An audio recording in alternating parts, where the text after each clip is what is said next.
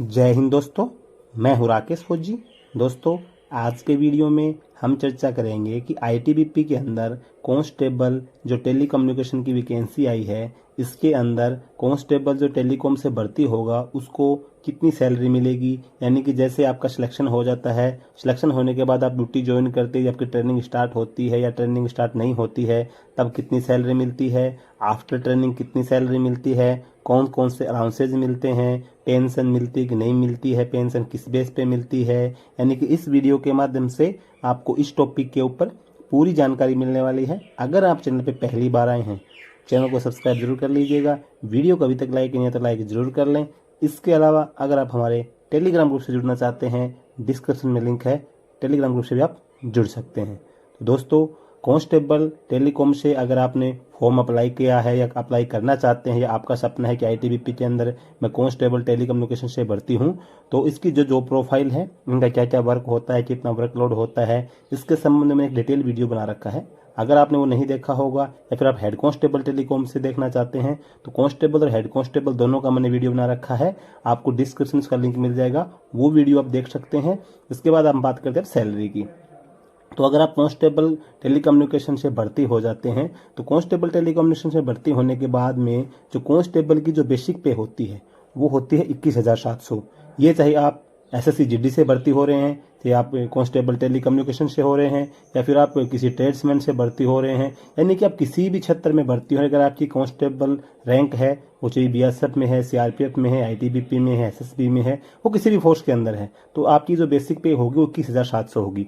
Same जो basic पे होती है वो एसएससी जीडी से भी होती है, और आप आईटीबीपी कांस्टेबल टेलीकम्युनिकेशन से भर्ती हो रहे हैं तब भी आपकी 21,700 बेसिक पे होने वाली है। अब 21,700 आपकी बेसिक पे हो जाएगी। उसके बाद में आपको जो अलाउंस मिलेंगे, जो परसेंटेज लगती है, वो आपकी बेसिक पे के ऊपर लगती है। तो फर्स्ट में जो आपको मेन जो मिलता है वो होता है आपका महंगाई भत्ता, जिसको डीए बोला जाता है। ये अभी वर्तमान में जितने भी केंद्र सरकार के कर्मचारी हैं सभी को 38% आपको डीए मिल रहा है। तो अगर आपको 21,700 पे 38% डीए मिलता है तो आपको 8,246 रुपये आपको डीए मिल जाता है।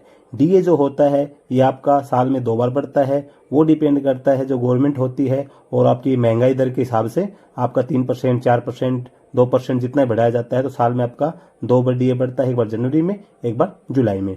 तो आपको मतलब ये मान के चलो कि आपके बेसिक पे और डीए दोनों जोड़ के आपका 29,946 रुपये आपका पे बन जाता है। इसके अलावा जब आप ट्रेनिंग के दौरान रहते हैं तो ट्रेनिंग के दौरान आपको हाउस रेंट अलाउंस मिलता है, यानी कि जिसको HRA बोला जाता है। तो ये डिपेंड करता है, जो HRA होता है ये आपका जो घर है वो किस कैटेगरी में आता है। जैसे भारत के जितने भी क्षेत्र हैं सभी क्षेत्रों को 3 कैटेगरी में बांटा गया है, एक्स कैटेगरी, वाई कैटेगरी और जेड कैटेगरी। जिसका घर एक्स कैटेगरी में आता है उसको अपनी बेसिक पे का 27% HRA मिलता है। जिसका घर वाई कैटेगरी में आता है उसको 18% HRA मिलता है, और जिसका घर जेड कैटेगरी में आता है उसको 9% HRA मिलता है। तो एक्स वाई जेड का आपको समझ में आ गया, एक्स में 27, वाई में 18 और जेड में 9% HRA मिलता है। तो अभी हम मान के चलते हैं कि अगर आपको 9% HRA मिलता है तो आपको आपकी बेसिक पे का 21,700 का 9% HRA 1,953 रुपये आपको HRA मिल जाता है। अगर सेम आपको 18% में आपका घर आता है तो आपको लगभग 3906 रुपये आपको HRA मिल जाता है। तो इसी प्रकार से अगर आपका एक्स कैटेगरी में आता है तो आपको 1953 इंटू 3 लगभग आपको 5850 के समथिंग आपको HRA मिल जाता है। अगर हम मान के चलते हैं कि आपका घर जेड कैटेगरी में आता है और आपको 1953 रुपये HRA मिलता है, तो आपका बेसिक पे, डीए और HRA अगर हम तीनों को जोड़ लें तो लगभग आपकी 32,000 के समथिंग आपका बन जाता है। उसके बाद आपको मिलती है राशन मनी। तो राशन मनी जो होती है इसका एक रूल होता है कि जैसे सेंट्रल आर्मड पुलिस फोर्स में भर्ती हो जाते हैं तो जो आपका राशन होता है वो फ्री राशन नहीं होता है। इसके अपोजिट आर्मी, नेवी, एयरफोर्स के जो जवान होते हैं उनको राशन फ्री मिलता है, जबकि पैरामिलिट्री फोर्सेज के जो जवान होते हैं इनका राशन मनी का अमाउंट उनकी सैलरी में आता है, और जो जितना दिन खाना खाते हैं उतने दिन का पेमेंट कर देते हैं मैस में। अगर जो बच्चे या जो जवान होते हैं वो अपनी फैमिली साथ में रखे हुए हैं या फिर छुट्टी वगैरह पर अपने घर पे हैं, कैंप में उपस्थित नहीं है, तो उस पैसे को अपना पर्सनल यूज में ले लेते हैं। तो आपको ₹3,837 ये आपको राशन मनी मिल जाती है। अभी वर्तमान में जो राशन मनी का रेट है ₹127.89 पर डे का रेट है, तो आपको 3837 के समथिंग आपको राशन मनी मिल जाती है। लेकिन ये राशन मनी का फायदा आपको तभी मिलता है जब आप मेस में खाना नहीं खाते हैं, तो आप फैमिली रखे हैं या फिर आप अवकाश पे हैं, तभी। नहीं तो अगर आप कैंप के अंदर रहेंगे, आप खाना खाएंगे, तो उस पूरा पैसा आपको सैलरी में आएगा जरूर, लेकिन आपको निकाल के मेस इंचार्ज को देना पड़ता है। अभी आपको सैलरी भी अगर राशन मनी भी जोड़ लेते हैं, तो राशन मनी जोड़ने के बाद में फिर आपका बन जाता है 35,700 के समथिंग आपकी बेसिक पे, डीए, एचआरए और राशन मनी बन जाती है। इसके बाद छोटे मोटे अलाउंस करके लगभग मान के चलो आपकी 36,000 सैलरी आपकी जिस दिन से आप ज्वाइन कर लेंगे उसी दिन से आनी स्टार्ट हो जाएगी। इसके बाद में आपकी होती है कटौती, जिसके ऊपर पेंशन बनती है। तो कटौती की हम बात करें तो जो आपकी बेसिक पे और डीए दोनों जोड़ के आपके बने थे 29,946 रुपए। तो इन दोनों का 10% यानी कि बेसिक पे का और डीए का 10% आपका कटौती होगा आपके न्यू पेंशन सिस्टम यानी कि पेंशन के लिए। आपके जो फ्यूचर में जैसे आप 20 साल की नौकरी करके या 25 साल 30 साल की जॉब करके जब आप रिटायरमेंट जाते हैं, तो आपकी इस पैसे का जो जमा होता है आपका, प्लस इसके अंदर 14% गवर्नमेंट का कंट्रीब्यूशन होता है। तो गवर्नमेंट का जो कंट्रीब्यूशन 14% प्लस 10% आपका कंट्रीब्यूशन हो गया बेसिक पे का और डीए का, यानी कि जैसे आप भर्ती हो तो लगभग 3,000 रुपये तो आपका कंट्रीब्यूशन हो जाएगा और लगभग 4200 रुपये के समथिंग गवर्नमेंट का हो जाएगा। यानी कि आपके अकाउंट में हर महीने 7,200 रुपये जमा होते रहेंगे। फिर जैसे आपकी सर्विस 20 साल 25 साल 30 साल के बाद जब जाते हैं, तो उसका कुछ % पैसा तो आपको एक मुश्त दे दिया जाएगा, बाकी जो पैसा बचता है उसकी किस्त बना दी जाती है। तो इस हिसाब से आपकी जो पेंशन है वो बनती है।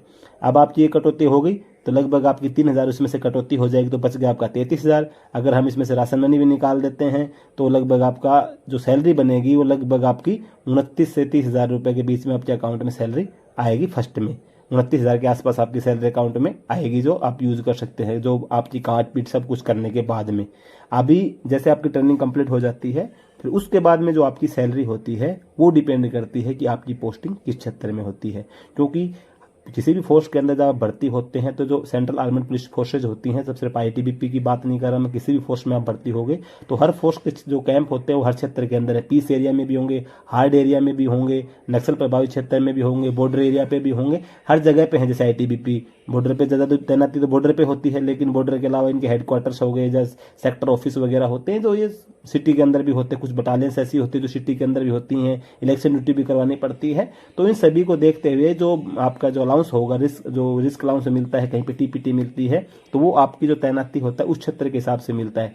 वो सभी को सेम नहीं मिलता है, हर क्षेत्र में सेम नहीं होता है। अभी मान लो आपकी तैनाती किसी क्षेत्र के अंदर जिसको आपको रिस्क अलाउंस मिलता है वहाँ पे, तो मान के चलो आपको 17,300 अलाउंस में आप चले गए, तो 17,300 आपको अलाउंस मिला, तो जैसे आप ट्रेनिंग कंप्लीट जाएंगे तो लगभग करके जाएंगे तो आपको 2 डीए भी लग जाएगा। उस टाइम तक ट्रेनिंग कंप्लीट करते करते एक आपको इंक्रीमेंट भी आ जाएगा, तो लगभग आपकी सैलरी 50,000 क्रॉस कर जाएगी। उससे अगर डाउन में आपका रिस्क अलाउंस रहता है तो थोड़ी कम आएगी। तो ये सब डिपेंड करता है, जो बेसिक ट्रेनिंग आपकी कंप्लीट हो जाएगी उसके बाद में जो आपकी तैनाती फर्स्ट पोस्टिंग होती है आपकी, तो पोस्टिंग किस क्षेत्र में होती है, उस क्षेत्र के अंदर कितना रिस्क अलाउंस मिलता है। और ये आप जब आईटीबीपी टेलीकम्युनिकेशन से भर्ती हो रहे हैं तो ये नहीं है कि जो जीडी के जवान होंगे उनको ही मिलता है, ये सभी को बराबर मिलता है। चाहे आप जीडी से हो रहे हैं, चाहे टेलीकम्युनिकेशन से हो रहे हैं, चाहे आप ट्रेड्समैन से हो रहे हैं, किसी भी डिपार्टमेंट मतलब आप हो रहे हैं इसके अंदर भर्ती, तो आपको जो रिस्क अलाउंस होता है उस सबको, जितने भी जवान होंगे कांस्टेबल रैंक के, उनको सबको सेम मिलना है। तो उसी हिसाब से फिर आपकी सैलरी बन जाती है। तो अच्छी खासी सैलरी मिलती है, बेहतरीन जॉब है। जॉब के बारे में मैंने पहले से वीडियो बना रखा है, वो आपने शायद देख लिया होगा, फिर भी अगर नहीं भी देखा होगा तो आपको मैंने पहले बताया है कि डिस्क्रिप्शन का लिंक है, उस वीडियो को जाके आप देखिए। आपको अच्छी जॉब है, मतलब जीडी से तो बेहतरीन जॉब है। आप एसएससी जीडी से आते हैं उससे अगर कंपेयर करेंगे तो एसएससी जीडी से बेहतरीन जॉब है।